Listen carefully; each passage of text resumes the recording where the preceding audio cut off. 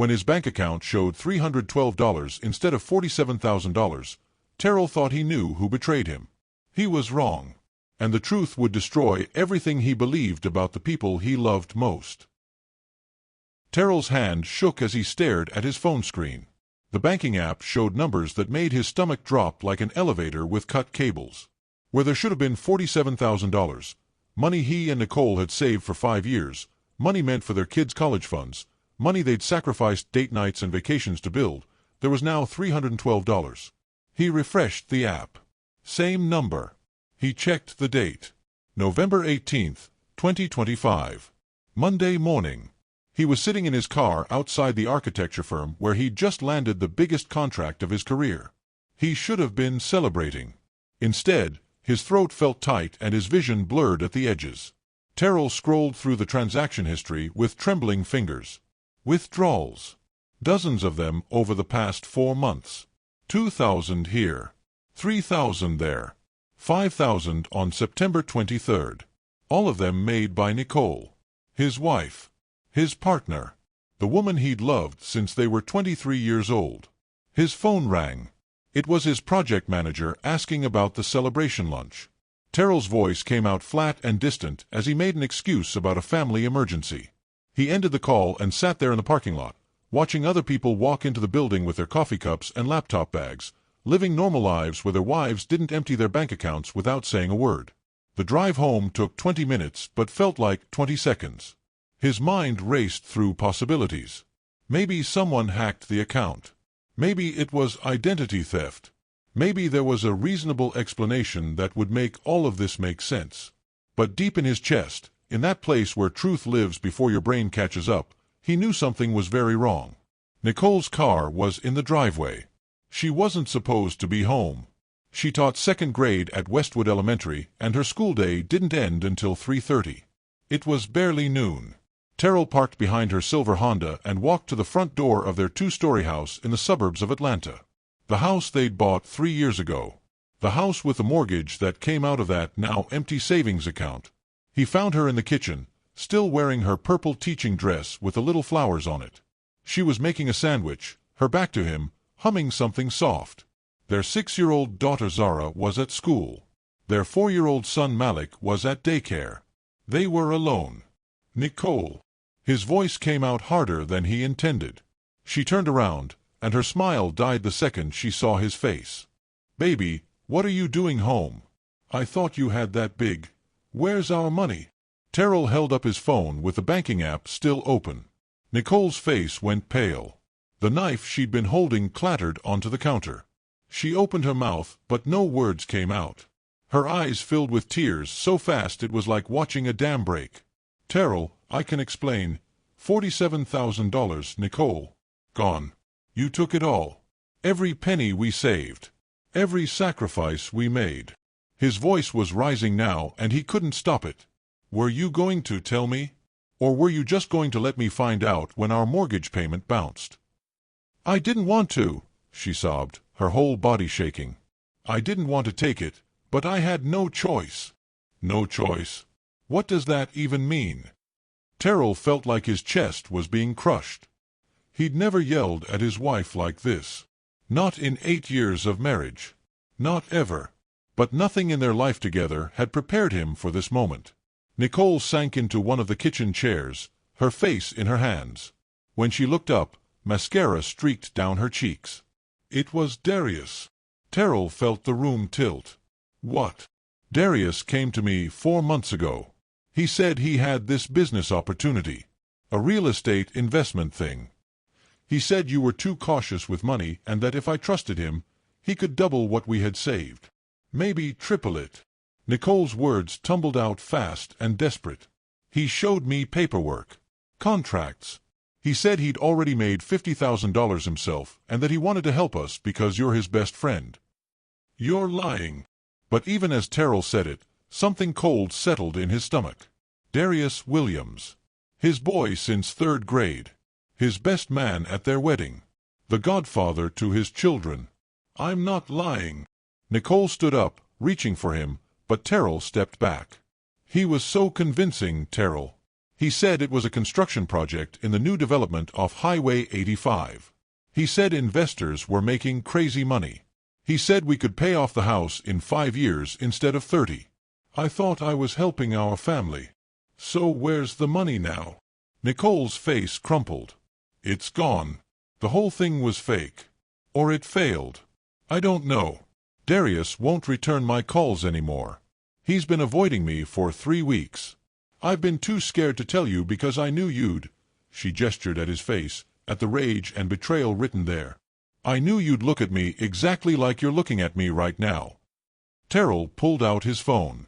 His hands weren't shaking anymore. They were steady with a cold fury that felt like ice in his veins. He found Darius's contact and hit call.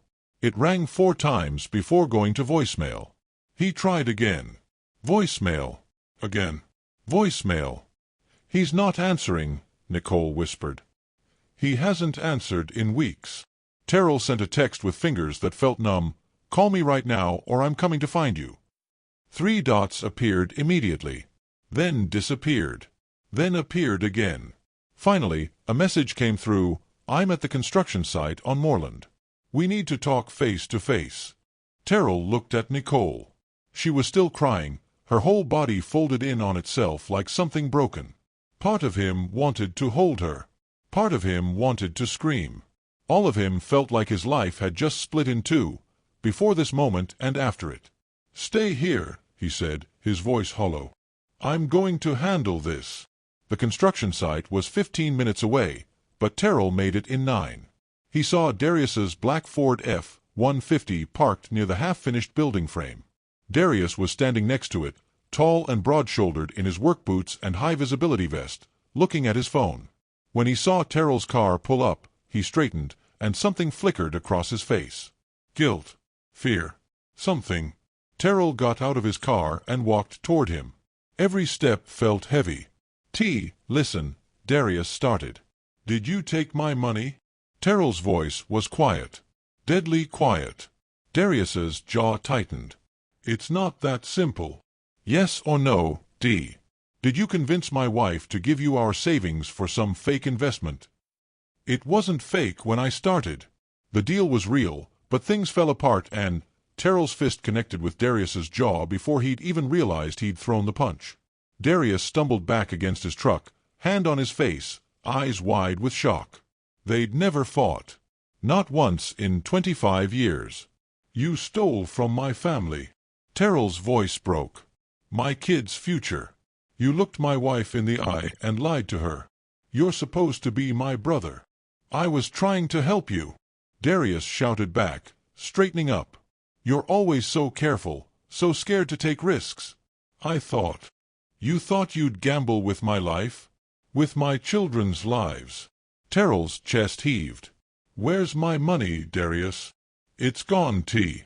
I invested it with a developer who disappeared. I lost my own money too. I'm broke. I was trying to figure out how to tell you. Don't ever call me again. Don't come to my house. Don't talk to Nicole. You're done. We're done. Terrell turned and walked back to his car, and each step felt like he was walking away from a piece of himself. Terrell, please. Darius called after him. Let me explain. Let me make this right. Terrell didn't turn around. He got in his car and drove away, leaving his best friend standing there in a cloud of dust and destroyed trust. His phone buzzed with texts from Darius. He blocked the number. Then he pulled over 2 blocks away and cried so hard he thought he might break apart. If this story is touching your heart, please hit that subscribe button and give us a thumbs up. Your support helps us share these powerful stories with people who need to hear them. Let's keep going. 3 weeks passed like a nightmare Terrell couldn't wake up from. He moved through each day like a ghost in his own life. He went to work and smiled at clients and presented designs and somehow kept his new contract from falling apart. He came home and played with Zara and Malik and read them bedtime stories and tucked them in. He slept in the guest room while Nicole cried herself to sleep down the hall. They barely spoke. When they did, it was about the kids or bills or what to eat for dinner. Never about the money. Never about Darius. Never about the crater that had opened up in the center of their marriage. Nicole looked thinner. Tired. She wore long sleeves even though Atlanta was having a warm November. She left for work early and came home late. Sometimes Terrell caught her staring at nothing, her hand shaking, but when he asked if she was okay, she just nodded and turned away. Darius had tried calling from different numbers. Terrell blocked every single one. He'd shown up at the house twice. Terrell had stood at the door and told him to leave or he'd call the police. The second time, Nicole had watched from the upstairs window, and Terrell saw something in her face he couldn't read. Sadness. Or maybe guilt. Or maybe something else entirely. On a cold Tuesday morning, December 9th, Terrell needed to grab Nicole's car keys because his truck was making a weird noise and he wanted to take her Honda to work instead. She'd already left for school. He opened her car door and checked the center console. No keys. He looked in the glove compartment. That's when he saw the envelope. It was thick, manila-colored, bent at the corners like it had been shoved in there quickly. Terrell pulled it out. His name was written on the front in Nicole's handwriting. His hands started shaking before he even opened it. Inside were papers. Medical papers. Bills from Emory Hospital. Appointment schedules from an oncology center. A prescription for something called anastrozole. And a letter from a company called Quick Cash Solutions demanding payment of $38,000 at 29% interest. Terrell sat down hard on the driveway concrete, the papers scattered around him like autumn leaves. The medical bills were dated starting in June. 6 months ago. Stage 2 breast cancer. Chemotherapy. Radiation. Surgery scheduled for January. And the loan. She'd taken out a predatory loan for $38,000 in August. His phone was in his hand before he knew what he was doing. He called Nicole. It rang once. Twice. 3 times. Hello. Her voice was small. Scared. Why didn't you tell me you have cancer? Terrell's voice cracked on the last word. Silence. Then a sound like a sob being swallowed. Where are you? In our driveway. Looking at bills from an oncology center. Looking at a loan you took out from loan sharks. His vision blurred. Nicole, what did you do? I'm coming home. The line went dead. She pulled into the driveway 12 minutes later, driving too fast, her face pale and streaked with tears. She got out of her car and stood there, looking at Terrell sitting on the cold concrete with medical papers scattered around him like evidence at a crime scene. I found the lump in May, Nicole said, her voice barely above a whisper. I went to the doctor by myself because I didn't want to worry you. You were working so hard on the Morrison project. You were stressed. I thought maybe it was nothing. She wrapped her arms around herself. But it wasn't nothing. They did a biopsy. Stage 2. Aggressive type. They said I needed treatment right away. Terrell stood up slowly, his legs unsteady. Our insurance has a $15,000 deductible. And after that it only covers 70%. Nicole's voice was shaking. I did the math, Terrell. With chemo and radiation and surgery, we were looking at $40,000 out of pocket. Maybe more. I couldn't take that money from our savings. That was for Zara and Malik's future. That was for their education. So you took out a loan from criminals instead? I panicked. Nicole's voice rose, cracking with emotion. I was scared and I was alone and I didn't know what to do. The hospital wanted payment up front for the treatment plan. Quick Cash Solutions approved me in 24 hours. I thought I could figure it out. I thought I could get the money together somehow before you noticed. But the savings account, Terrell stopped. His brain was trying to connect pieces that didn't fit. You said Darius took the money for an investment. Nicole's face crumpled completely. She sank down onto the driveway, her back against her car tire, and sobbed so hard her whole body shook. Terrell had never seen her like this. Not when her mother died. Not when she had 2 miscarriages before Malik was born. Not ever. It wasn't Darius, she finally whispered. Darius didn't take anything. The world tilted sideways. Terrell's chest felt like someone had reached inside and grabbed his heart. What? It was Lisa. Nicole looked up at him with red, swollen eyes. My sister. She's been gambling again. online poker, sports betting. She got in deep with some people. Bad people. They were threatening her. She came to me crying, saying they were going to hurt her. She needed $45,000. Terrell felt like he couldn't breathe. When? July. Right after I started chemo. I was so weak and scared, and she was hysterical. She's my baby sister, Terrell. She said they were going to kill her. Nicole's voice broke into pieces. I gave her the money. All of it.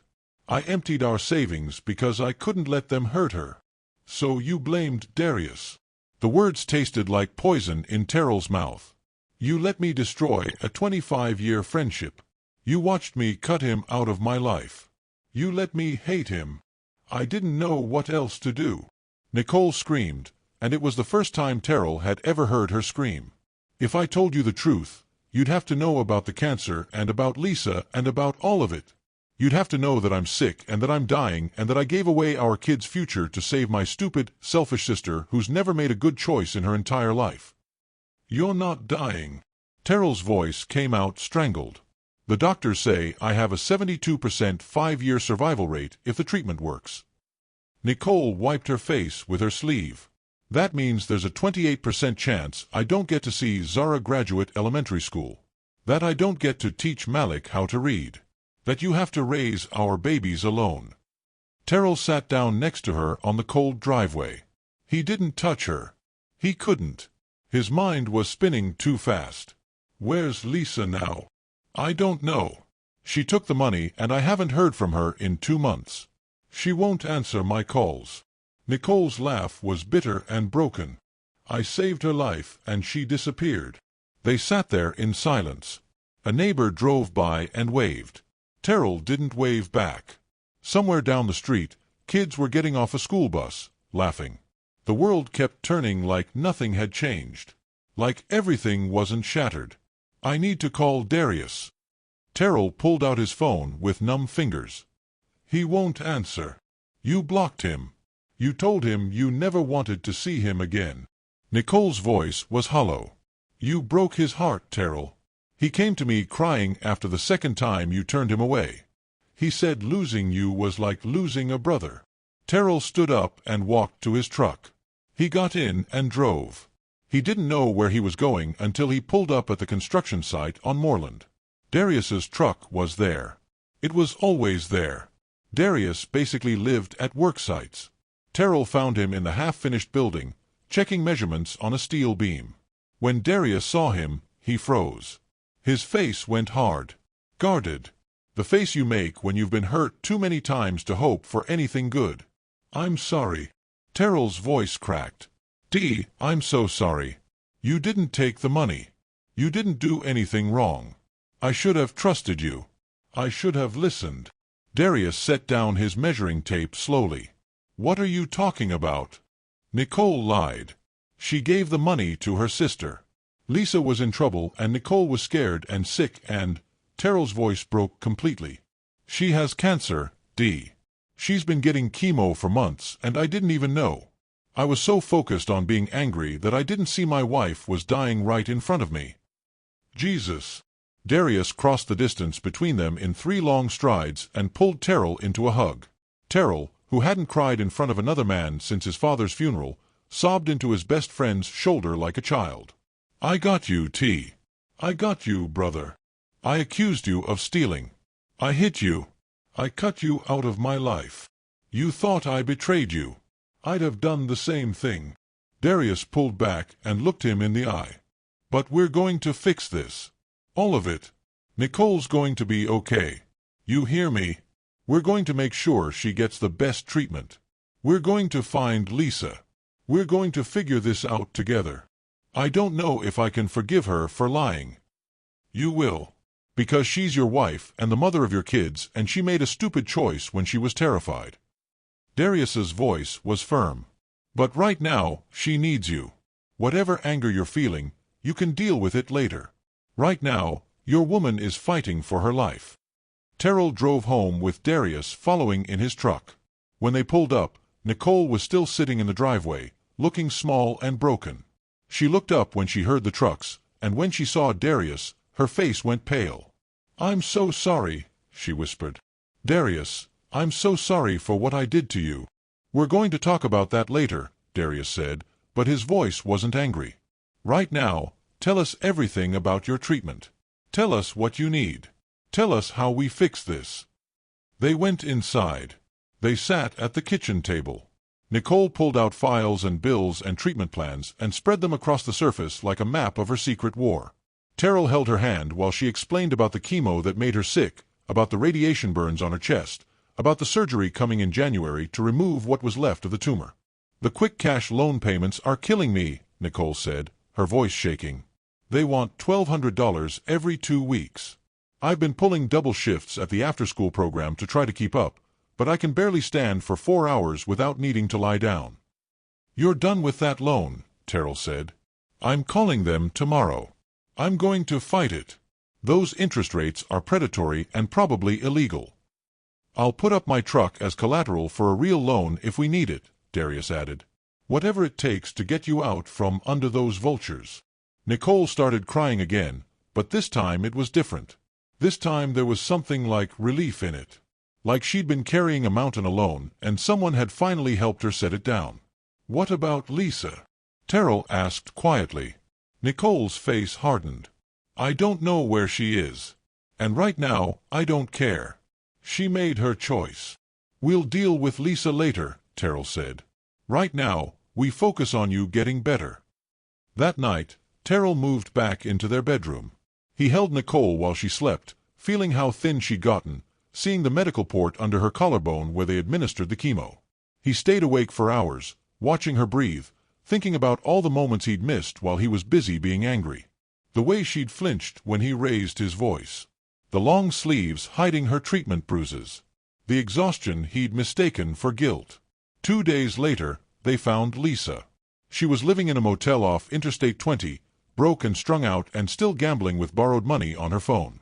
Terrell and Darius went to get her while Nicole stayed home with the kids. When Lisa opened the motel room door and saw them, she tried to close it again, but Terrell put his hand on the door. "We need to talk," he said. Lisa looked terrible. Skinny. Hollow-eyed. Nothing like the vibrant woman who used to babysit Zara and Malik. "Did Nicole send you?" "Nicole's dying," Terrell said flatly. "She gave you $45,000 that we'd saved for our kids. Money we desperately needed. Money she had to replace with a criminal loan at 29% interest. All to save you from consequences of your own choices. And you disappeared." Lisa's face crumpled. "I know. I'm sorry. I'm so sorry. Sorry doesn't fix this." Terrell's voice was cold. "But you're going to start. You're going to get help. Real help. Gamblers Anonymous. Therapy. Whatever it takes. And you're going to stay away from Nicole until she's ready to see you. Which might be never. Is she okay?" Lisa's voice was tiny. "No. She has cancer. Stage 2 breast cancer. She's been getting chemo for months. She's having surgery in January. And she did all of it alone because she was busy saving your life and covering up your mistakes." Terrell turned to leave, then stopped. "If you love your sister, you'll get yourself together. Because she deserves better than watching you destroy yourself after everything she sacrificed." Christmas came quiet and small. Terrell took time off work.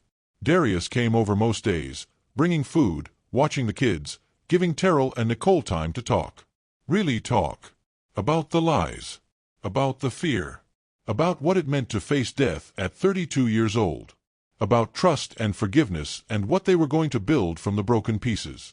Nicole's surgery was scheduled for January 15, 2026. The night before, they lay in bed together, and Nicole traced her fingers over Terrell's face like she was memorizing it. "I'm scared," she whispered. "Me too." Terrell kissed her forehead. "But we're going to get through this. All of us. Together. I should have told you the truth from the beginning." "Yeah. You should have." Terrell didn't sugarcoat it. "But I should have seen that something was wrong. I should have asked more questions. I should have trusted that my best friend wouldn't betray me without hearing his side. We both messed up." "Yeah, we did." He pulled her closer. But we're still here. We're still fighting. That's what matters. The surgery took 6 hours. Terrell sat in the waiting room with Darius and his kids and Nicole's father who'd flown in from Houston. Zara kept asking when Mommy was coming home. Malik fell asleep in Terrell's lap. Darius brought terrible hospital coffee and sat beside him without saying anything, just being there, solid and present like he'd always been. When the surgeon finally came out, she was smiling. "We got it all. Clean margins. The lymph nodes look good. She's going to need follow-up treatment, but this is the outcome we were hoping for." Terrell felt something break open in his chest. Relief, joy, hope, all of it rushing in at once, and he buried his face in his hands and cried while Darius gripped his shoulder and Zara hugged his legs and Malik woke up asking if Mommy was okay now. "Yeah, buddy," Terrell said, lifting his son into his arms. "Mommy's going to be okay." 3 months later, Nicole's hair was starting to grow back in soft curls. Lisa was 60 days sober and attending meetings daily, staying with their father in Houston while she got her life together. Terrell and Nicole were in counseling, working through the lies and the fear and learning how to be honest even when the truth was terrifying. Darius was back to Sunday dinners with the family, teaching Malik how to throw a football in the backyard while Zara showed off her cartwheels. One evening, Terrell and Darius sat on the back porch with beers while the kids played and Nicole dozed on the couch inside, still tired but getting stronger every day. "I almost lost everything," Terrell said quietly. "My wife. My best friend. My whole life. Because I believed a lie without asking questions." "You got scared," Darius said. "When people get scared, they don't always think straight. But you figured it out. That's what matters." "I'm sorry, Dee. For all of it." "I know, brother. We're good." Darius clinked his beer bottle against Terrell's. "We're always going to be good." Inside the house, Nicole appeared in the doorway, wrapped in a blanket, her smile soft and real. Terrell looked at her and saw everything they'd almost lost and everything they'd fought to keep. The lies had broken them. But the truth, painful as it was, had given them a chance to build something stronger. "Daddy," Zara called. "Watch me do a backflip." "Don't you dare," Terrell called back, standing up. "You'll break your neck." Life wasn't perfect. They still had debt to pay off. Nicole still had months of recovery ahead. Trust was something they had to rebuild brick by brick. But they were together. They were fighting. They were learning that love wasn't just about the easy moments. It was about standing beside each other when everything fell apart and choosing, every single day, to build something new from the wreckage. Thank you for watching until the end. If this story moved you, please subscribe to Tales by Mbel and let us know in the comments where you're watching from. Your support means everything. See you in the next story.